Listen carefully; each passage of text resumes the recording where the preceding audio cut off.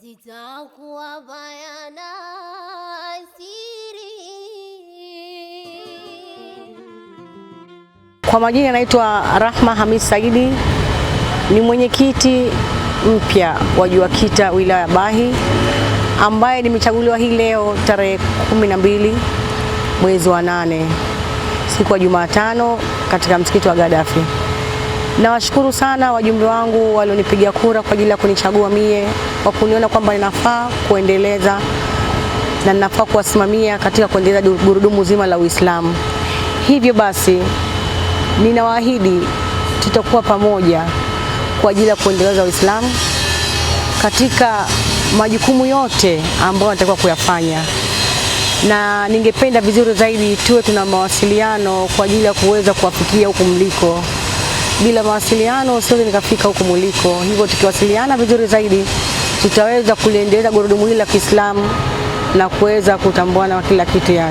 Naahidi kwamba tukiwa na ushirikiano basi tutaweza kulifanya jambo letu la JUAKITA wilaya ya Bahi likawa zuri zaidi, kwani ushirikiano ndio kila kitu.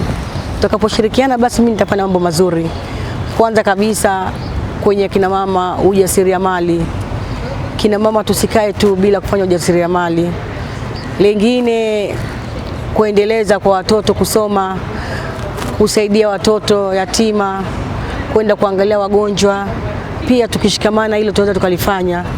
Na lingine kama itatokea kuna msikiti wowote ambao wana mahitaji madogo madogo, sio makubwa makubwa kivile, hapana, madogo madogo, pengine misahafu, majuzuu, basi mimi naweza nikaorganize hilo watoto wakapata kwa ajili ya kwenda kusoma. Mambo ambayo nimejifunza katika awamu iliyopita, jambo la kwanza kabisa ambao ni zuri, nimejifunza kuhusu ujengaji wa misikiti katika wilaya ya Bahi. Hilo kwanza limeongezeka. Kwenye vijiji vingi sana wamejitahidi kujenga misikiti kwa kujitoa wenyewe na kusaidiwa kiasi. Jambo hilo nimelifurahia sana. Na jambo ambalo limenisikitisha sana, Uislamu unadidimia. Hivyo basi naomba tuendelee kuendeleza Uislamu hasa kwa kina mama, kwani kina mama sisi ndio kila kitu, ndio ambao tunaokaa na watoto muda mrefu. Hivyo basi watoto wetu tujitahidi kuwapeleka madrasa, waende kupata ile elimu ya dini, wasipate elimu ya dunia peke yao.